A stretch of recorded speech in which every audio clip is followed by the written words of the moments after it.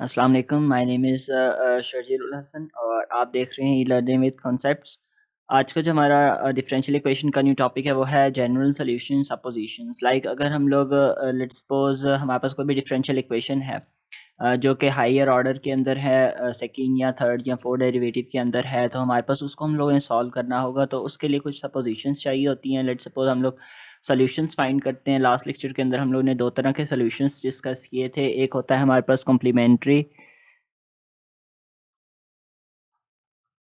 Complementary और इसके अलावा हमारे पास एक सॉल्यूशन होता है पर्टिकुलर।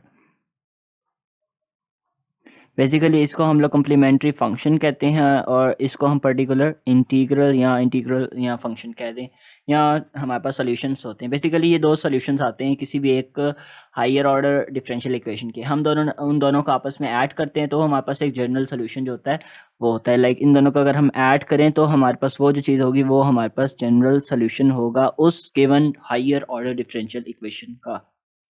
हम लोगों ने सपोजिशन पर आज बात करनी है इस पूरे लेक्चर के अंदर कि हम लोगों ने जो डिफरेंट टाइप्स के क्वेश्चन होंगे हायर ऑर्डर के, उसके अंदर किस तरह की सब्स्टिट्यूशन करनी होगी और कौन सी सब्स्टिट्यूशन कब हम लोगों ने एक्सेप्ट करनी होगी। तो अगर मैं बात करूं, जैसा कि हम लोग लास्ट लेक्चर्स के अंदर हम लोग अगर जनरल सपोजिशंस जो देखते रहे हैं, लेट्स सपोज अगर हमारे पास सेकंड ऑर्डर डिफरेंशियल इक्वेशन है तो उसके अंदर दो हमारे पास उसके कॉन्स्टेंट्स इन्वॉल्व होंगे। तो अगर हम उसको y1 कह देते थे c1 e की पावर x, और इस तरह y2 कह देते थे c2 e की power 2x, just because of difference between these two solutions. तो ये बेसिकली हमारे पास कॉम्प्लीमेंट्री सॉल्यूशंस होते थे जो कि हम लोग सब्स्टिट्यूट करते थे। अब हमारे पास अगर कॉम्प्लीमेंट्री और पर्टिकुलर दोनों हम लोगों ने लेने हैं, और अगर फंक्शन जो है वो थोड़ा बड़ा है, लाइक डिफरेंशियल इक्वेशन जो है वो थर्ड फोर्थ फिफ्थ ऑर्डर के अंदर है, तो किस तरह के सॉल्यूशंस जो है हम लोगों ने जो है वो सपोज करने होंगे। तो उस पर आज का जो हमारा है वो लेक्चर है। सबसे पहले हमारे पास एक इक्वेशन आती है, let's suppose D square plus D -2 की फॉर्म में एक इक्वेशन आती थी जिसको हम डिफरेंशियल कहते थे, डिफरेंशियल ऑपरेटर इक्वेशन। इस टर्म में हम लोग डी की वैल्यूज़ निकालते थे। अब डी की वैल्यूज़ निकालने के बाद हमारे पास जो उन वैल्यूज़ को ही हम ना लेट्स सपोज दो वैल्यूज़ आएंगी, बिकॉज सेकंड है तो हमारे पास एक m1 आएगी और एक m2 आएगी। कोई ना, दो लेट्स पर अल्फ़ा है और एक बीटा वैल्यू है, हमारे पास दो वैल्यूज़ आ जाती हैं। अब इन दो वैल्यूज़ से पता चलेगा कि हम लोगों ने किस तरह की सपोजिशन करनी होगी। ये हमारे पास किस तरह इक्वेशन आएगी ये आगे एग्जांपल में चल के हम देखेंगे। हमारे पास एक इक्वेशन होगी डिफरेंशियल इक्वेशन हायर ऑर्डर के अंदर, हम लोगों ने उसको इस फॉर्म के अंदर कन्वर्ट करना होगा। इधर से हम लोग डी की वैल्यूज़ निकालेंगे, वो लेट्स सपोज m1 अल्फ़ा आ जाता है बिकॉज दो डी की वैल्यूज़ आएंगी, और एक m2 लेट्स सपोज वो बीटा आ जाता है। तीन हम लेट्स सपोज हमारे पास डी की अगर पावर 3 होगी तो हमारे पास एम की जो है वो डी की बेसिकली 3 वैल्यूज आएंगी, और इन 3 जो डी की वैल्यूज होती हैं उनको m1 m2 m3 कह देंगे। So it depends on the values of m, it depends on D. अगर डी की जितनी डिग्री होगी उसके लिहाज से हमारे पास m1 m2 m3 m4 so on n तक आंसर आ जाएंगे।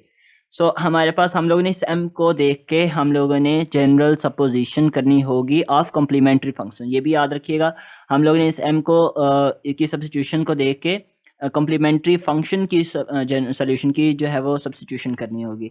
तो हम लोगों ने क्या करना है, सबसे पहला केस ये है कि यहाँ तो हमारे पास m1 और m2 जो है हमारे पास जो है वो बिल्कुल ही एक दूसरे से मुख्तलिफ हो। m1 m2 m3 तीनों आपस में डिफरेंट होता है, हम उसको कहते हैं डिस्टिंक्ट रूट्स।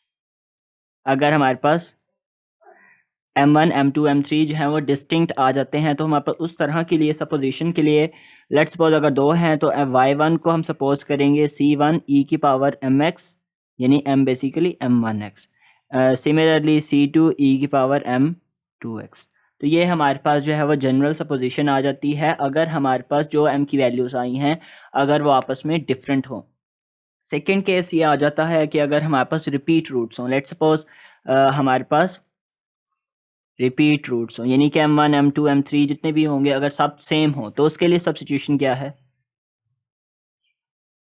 वही है बेसिकली टू ही वैल्यूज़। हमारे पास ज़्यादातर जो है वो इतना ही केस आएगा कि जिसके अंदर सिर्फ दो वैल्यूज़ ही आपस में सेम हो रही होती हैं। तो इसके लिए हाथ से हमारे पास एक y1 का तो आंसर हमारे पास आ जाएगा। लेट्स सपोज हम उसको c1 e की पावर m1x कहते हैं, यहाँ से तो एक सोल्यूशन आ जाता है।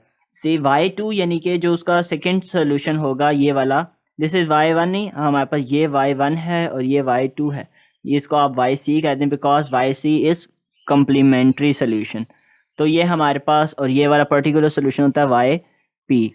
तो हमारे पास Y C basically Y one plus Y two होता है। तो वाई वन तो आ जाता है रिपीटिंग रूट्स के अंदर, सी वन ई की पावर एम वन एक्स, लेकिन हमारे पास ये M one basically M one is equals to M two इसके अंदर होता है, बिकॉज दोनों जो है सेम रूट्स हैं। रिपीटिंग रूट्स का मतलब ही है कि जो दो वैल्यूज आई हैं एम की वो दोनों सेम है।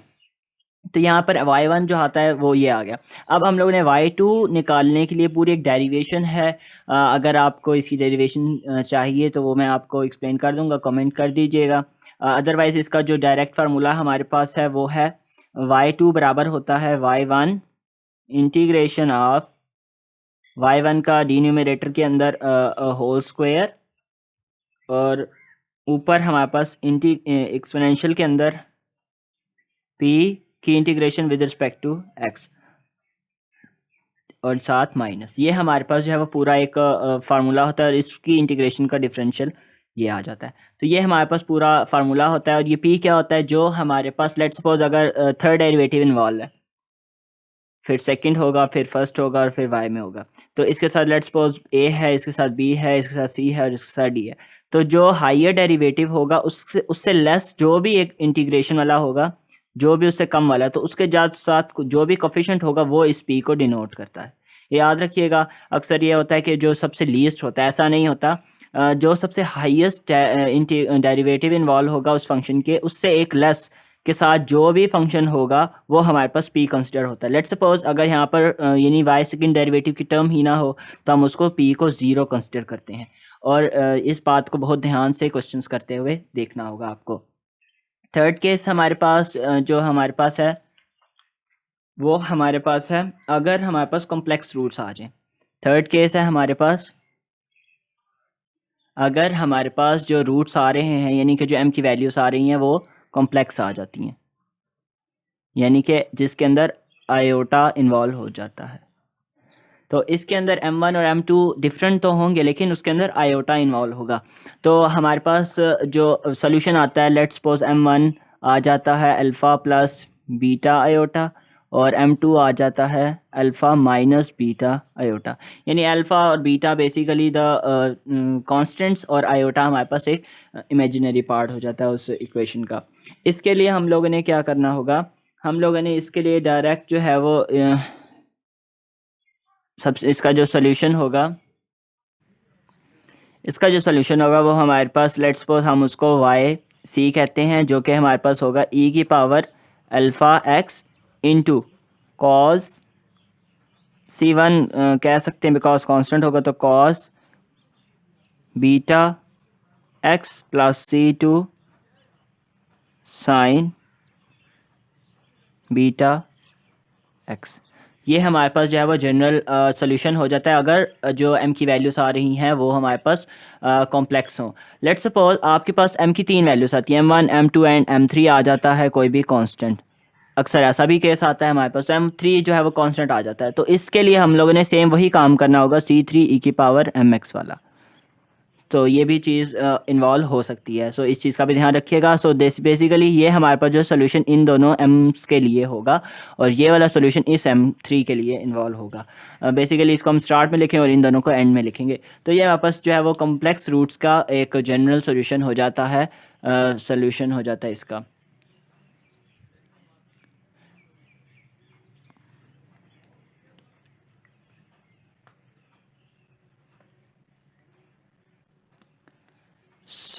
ये हमारे पास जो है वो 3 मेन कंडीशंस हैं। मैं अगर इसको दोबारा रिवाइज़ कर दूं, नंबर 1 ये थी कि हमारे पास जो है वो रिपीट रूट्स ना हो, यानी कि डिस्टिंक्ट हों। सेकंड हमारे पास ये था कि रिपीट रूट्स हों, और थर्ड हमारे पास ये था कि कॉम्प्लेक्स रूट्स हों। ये हमारे पास तीनों सब्स्टिट्यूशन जो हैं वो इन्वॉल्व हैं किस सब फंक्शन के लिए, कॉम्प्लीमेंट्री फंक्शन के लिए। अब हम बात करेंगे हमारे पास जो पर्टिकुलर सोल्यूशन होता है उसके लिए क्या सब्स्टिट्यूशन होंगी और उनको किस तरह लेके चलना है। वो बहुत ज़्यादा हमारे पास सब्स्टिट्यूशन हो सकती हैं। लाइक पर्टिकुलर सोल्यूशन के लिए किस तरह की इक्वेशन होगी, पहले आपको इस चीज़ को समझना सबसे इम्पोर्टेंट है। तो हमारे पास जिस तरह हम लोग लीनियर अलजेब्रा पढ़ते हैं या कोई भी एक सिंपल एक इक्वेशन, लाइक हमारे पास अगर let's suppose x² plus 3x plus 9 let's suppose. So ये हमारे पास एक इक्वेशन है, लीनियर इक्वेशन। इसी के साथ अगर हम लोग एक्सपोनेंशियल भी अप्लाई कर सकते हैं, इसी के साथ हम साइन 2x भी अप्लाई कर सकते हैं, यानी कि इस तरह की इक्वेशंस की टर्म्स बेसिकली हो सकती हैं। तो हमारे पास इस इक्वेशन के लिए अलग सब्स्टिट्यूशन होगी, एक्सपोनेंशियल फंक्शन के लिए अलग सब्स्टिट्यूशन होगी, और हमारे पास फंक्शन कोई अगर आ जाए कॉज या साइन या टेन के अंदर और ट्रिग्नोमेट्री जिसको कहा जाता है, तो इसके लिए अलग सब्स्टिट्यूशन होंगी।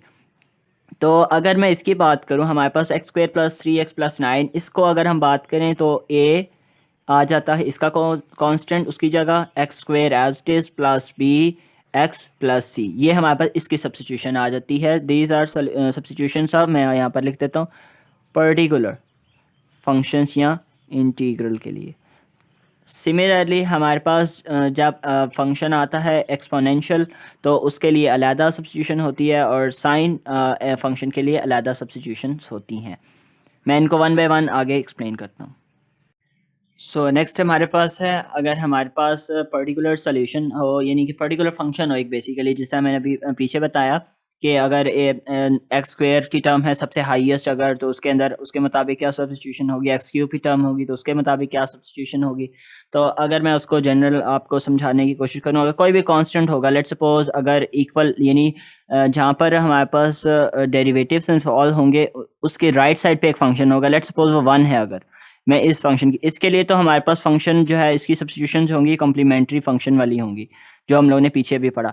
अभी जो राइट साइड पे हमारे पास जो भी फंक्शन होगा उसके अंदर इंटीग्रल इन्वॉल्व नहीं होगा, उसके अंदर एक्स का कोई फंक्शन होगा, ठीक है। सो इसके लिए हम लोगों ने पर्टिकुलर सोल्यूशन फाइंड करना होता है। तो अगर 1 है तो इसके लिए एक सब्स्टिट्यूशन है सिंपल ए। याद रखिएगा कि कोई भी कांस्टेंट, इसकी सब्स्टिट्यूशन सिंपल ए होगी। लेट्स सपोज अगर फंक्शन है x प्लस 1, तो ये हमारे पास लीनियर है हमारे पास, तो इसकी ए एक्स प्लस बी। अगर कोई भी फंक्शन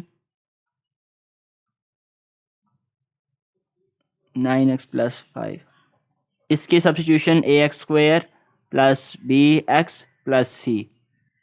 इसी के अलावा अगर हमारे पास क्यूब में अगर आ जाता है हाईएस्ट फंक्शन, अभी इसके अलावा कोई फंक्शन नहीं है, लेकिन हम लोग ने सब्स्टिट्यूशन पूरी इक्वेशन की करनी होगी, a x cube plus b x square plus c x plus D.